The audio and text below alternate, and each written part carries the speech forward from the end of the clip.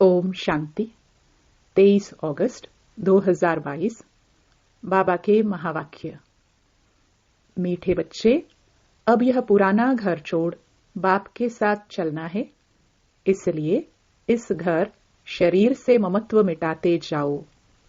अपने को आत्मा निश्चय करो। प्रश्न: देही अभिमानी बच्चों के मुख से कौन से शब्द नहीं निकलेंगे? उत्तर: मेरे मन को शांति कैसे मिले? यह शब्द देही अभिमानी बच्चों के मुख से नहीं निकल सकते।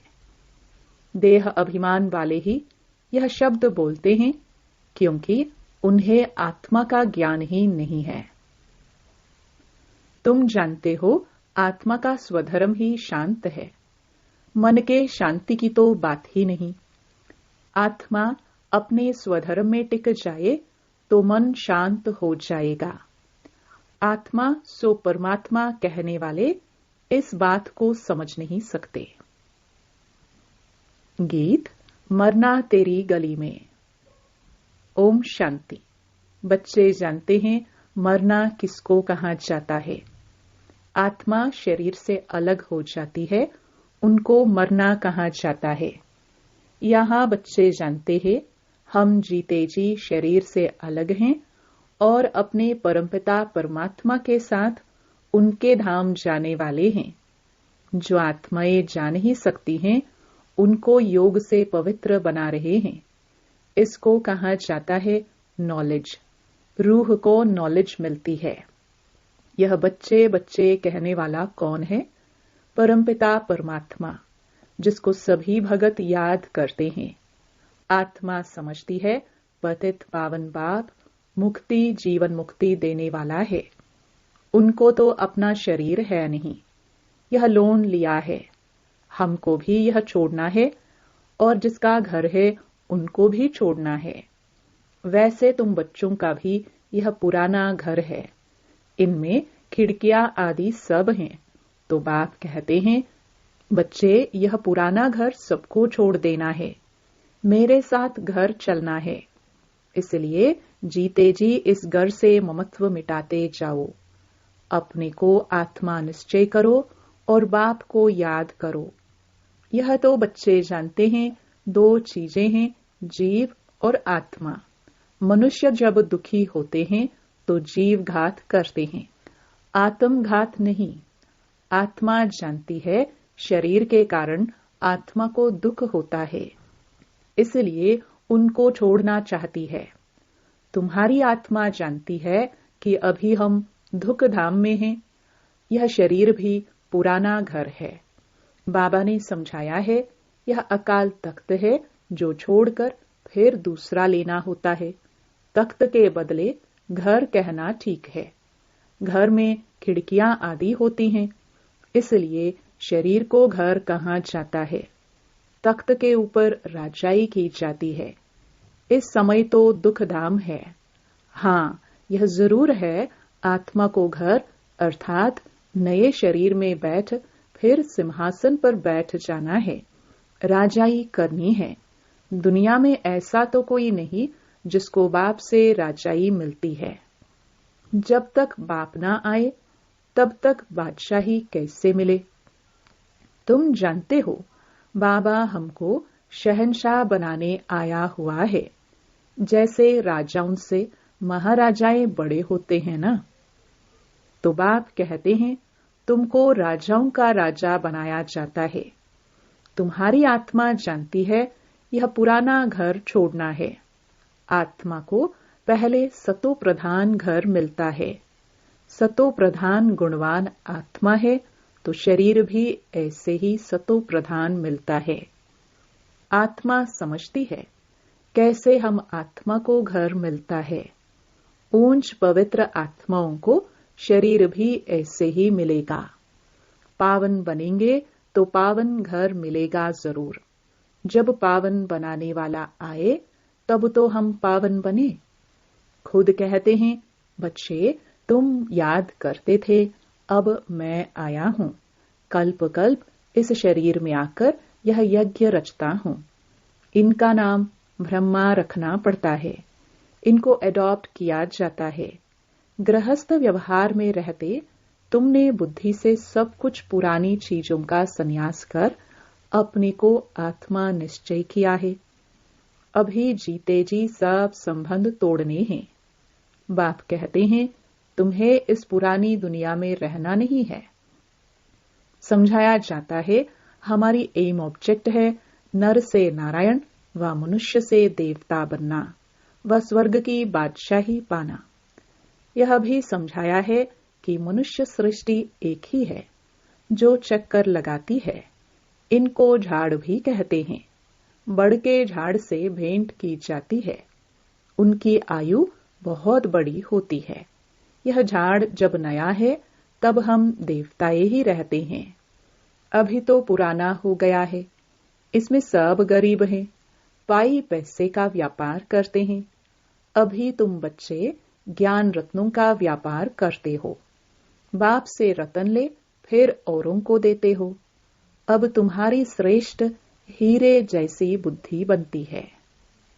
तुम्हारा व्यापार ही है ज्ञान रत्नों का। ज्ञान रत्नों के बाद फिर यह रत्न भी तुमको अताह मिलते हैं। गाया हुआ भी है सागर हीरे जौहरों की थाली ले तुम्हारे आगे भेंट रखते हैं। तुम अब पढ़ाई और पढ़ाने वाले को जान गए हो। बरोबर हमारा परमपिता परमात्मा ज्ञान रत्नों का सागर है जिसको रूप बसंत भी कहा जाता है। आत्मा ज्ञान रत्नों का मुख से वर्णन करती है। तुम्हारा धंधा ही यह है। तुम अमृत वेले उठ यह ज्ञान रत्नों का धंधा करो। प्रभात अच्छी होती है। कहते हैं राम नाम सिमर प्रभात मोरे मन। यह आत्माओं ने कहा ना। मन बुद्धि आत्मा में है। मनुष्य देह अभिमान में रहते हैं तो कहते हैं मन मेरा शांत नहीं होता है। जैसे कि शरीर में मन है परंतु आत्मा कहती है मेरे मन को बुद्धि को ज्ञान नहीं है। मुझे शांति चाहिए। वह अपने को आत्मा समझते नहीं है। शांत व अशांत आत्मा होती है। आत्मा कहती है मैं अशांत आत्मा हूं, मैं शांत आत्मा हूं। देह अभिमान वाला कहेगा हमारे मन को शांति कैसे मिले। मन क्या है वह भी समझते नहीं है। आत्मा को शांति मिलती है व आत्मा के मन को।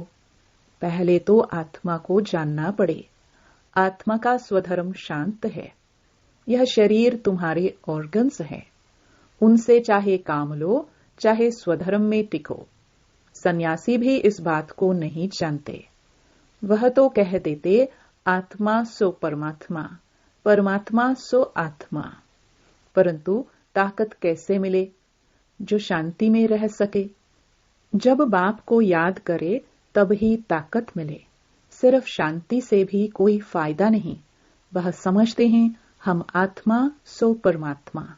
हम आत्मा परमात्मा के लोक में चली जाएंगी। और कुछ भी नहीं जानते। पुनर्जन्म को ही भूल जाते हैं। 84 जन्मों को भी भूल जाते हैं।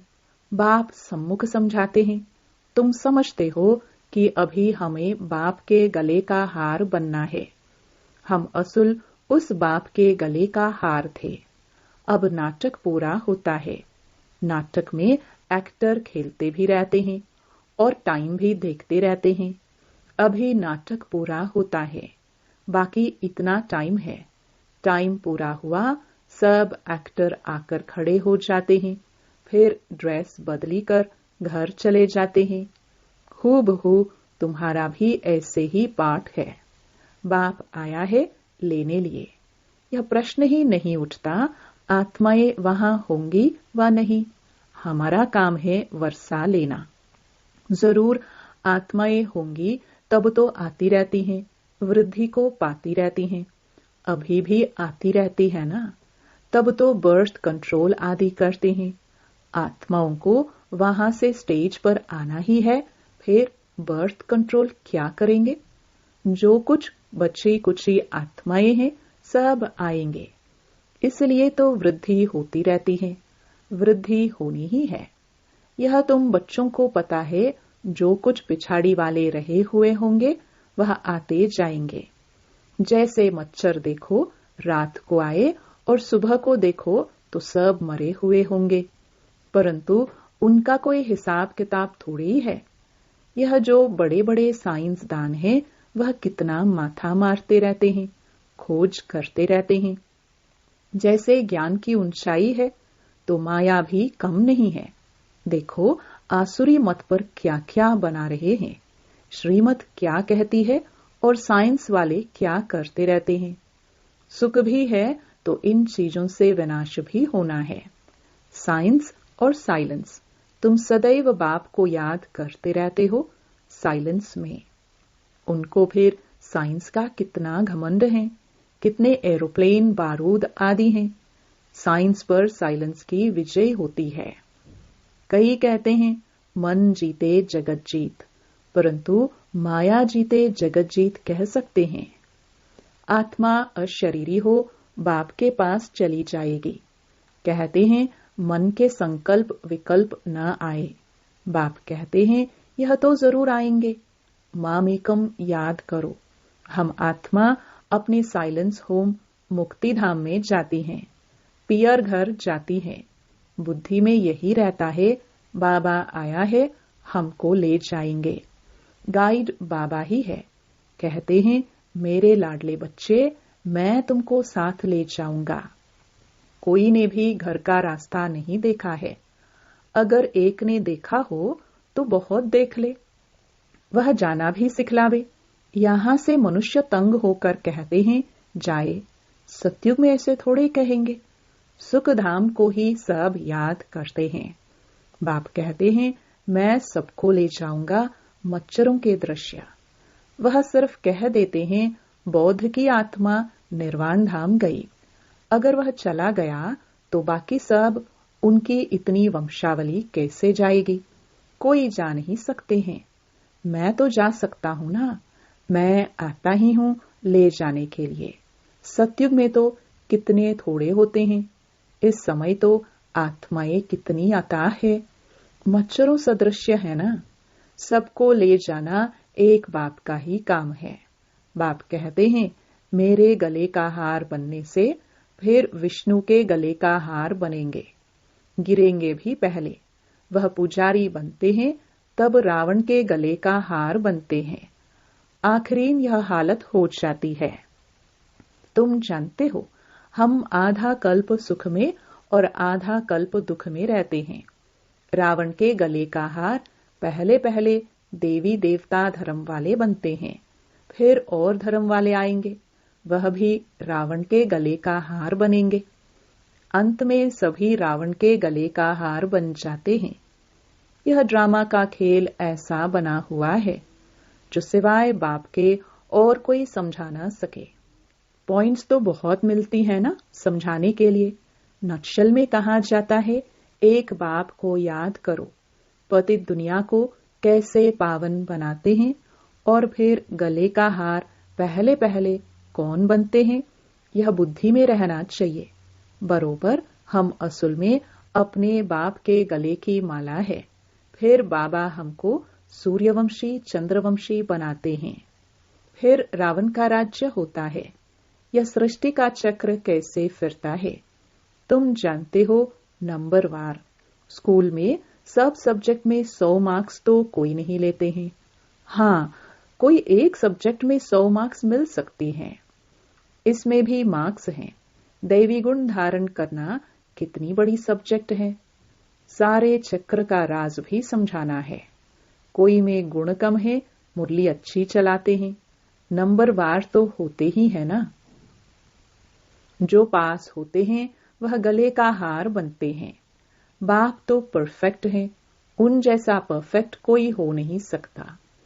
वह तो जन्म मरण में आते ही नहीं है। तुम्हारी बुद्धि में कितनी नई नई पॉइंट्स हैं जो और कोई की बुद्धि में बैठ नहीं सकती हैं। यह है गॉड फादरली यूनिवर्सिटी। भगवान वाचा, मैं राजयोग सिखलाता हूं। समझ में आता है भारत कितना अमीर था, अभी गरीब है। प्राचीन भारत बड़ा साहूकार था, उनको पैराडाइज कहते हैं। घर में कोई अच्छे कुल के होते हैं, गरीब बन जाते हैं तो उन पर तरस पड़ता है। कहेंगे बेचारा कितना गिर गया, फिर उनको छड़ाने की कोशिश करते हैं। क्रिश्चियन लोगों ने भारत के पैसे बहुत लिए हैं, उस धन से खुद साहूकार बने हैं। भारत गरीब हो गया है तो फिर मदद भी देंगे ना, लोन के हिसाब से मदद देते हैं। तुम जानते हो क्या हिसाब किताब है। कोई अच्छे हैं तो वह समझते हैं यह सब लेन देन का हिसाब खत्म होता है, परंतु प्रेरक कौन है यह कोई नहीं समझते। इन बातों को अभी तुम समझते हो। भारत रिलीजियस था तो कितनी माइट थी, सारे विश्व के मालिक थे। पहला धर्म देवी देवता है जो बाप स्थापन करते हैं। अब सबसे गिरा हुआ है तो जरूर उनको मदद करेंगे। जब लड़ाई शुरू होगी तो खुद लड़ते भी रहेंगे, मदद भी करते रहेंगे। अब भी देखो देते रहते हैं, नहीं तो भारत भूख मर जाए। परंतु कभी ऐसे हुआ नहीं है। कैलामिटीज भी आती रहेंगी। लड़ाई तब लगेगी जब पढ़ाई पूरी हो जाए। अभी तो पढ़ाई चल रही है ना। बाबा को पढ़ाना है। ब्रह्मा द्वारा आदि सनातन देवी देवता धर्म की स्थापना हो रही है। अच्छा, मीठे मीठे सिखिलदे बच्चों प्रति माता पिता बाप दादा का याद प्यार और गुड मॉर्निंग। रूहानी बाप के रूहानी बच्चों को नमस्ते। धारणा के लिए मुख्य सार। पहला, अभी ज्ञान रत्नों का धंधा करना है। रूप बसंत बन पढ़ाई पढ़नी और पढ़ानी है। दूसरा, बाप के साथ वापस घर जाना है, इसलिए पवित्र बनना है। अशरीरी बन बाप की याद में रह साइलेंस के बल से साइंस पर विजयी पानी है। वरदान, सदा उमंग उत्साह के पंखों द्वारा उड़ने और उड़ाने वाले मजबूत और अथक भव। आप आत्माएं अनेक आत्माओं को उड़ाने के निमित्त हो, इसलिए उमंग उत्साह के पंख मजबूत हों। सदा इसी स्मृति में रहो कि हम ब्राह्मण बीके विश्व कल्याण के जवाबदार हैं, तो आलस्य और अलबेलापन स्वतः समाप्त हो जाएगा। कभी भी थकेंगे नहीं। जिसमें उमंग उत्साह होता है वह अथक होते हैं। वह अपने चेहरे और चलन से सदा औरों का भी उमंग उत्साह बढ़ाते हैं।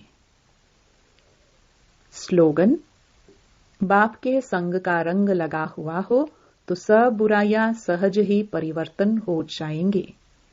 ओम शांति।